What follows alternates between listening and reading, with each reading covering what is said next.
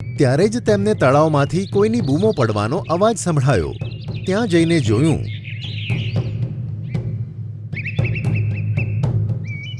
તો મંટુ મગર એક મોટા પથ્થર નીચે દટાયેલો હતો.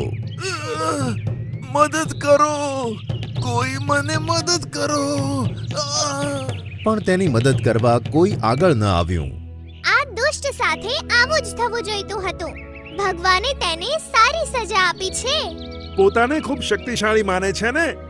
હવે જો હિંમત હોય તો પોતાને આઝાદ કર. આ રીતે બધા પ્રાણીઓ મંટુની ભૂલો ગણવા લાગ્યા, પણ કોઈ મદદ કરવા આગળ ન આવ્યું. પછી ચિંટુ આગળ આવ્યો અને જાદુથી પથ્થર હટાવ્યો.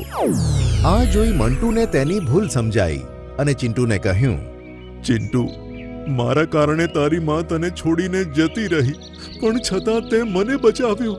કાશ મારું હૃદય તારા જેવું મોટું હોત તો કોઈને પણ હેરાન થવું પડ્યું ન હોત. અને મંટુ મગરે તમામ વનવાસીઓની માફી માંગી.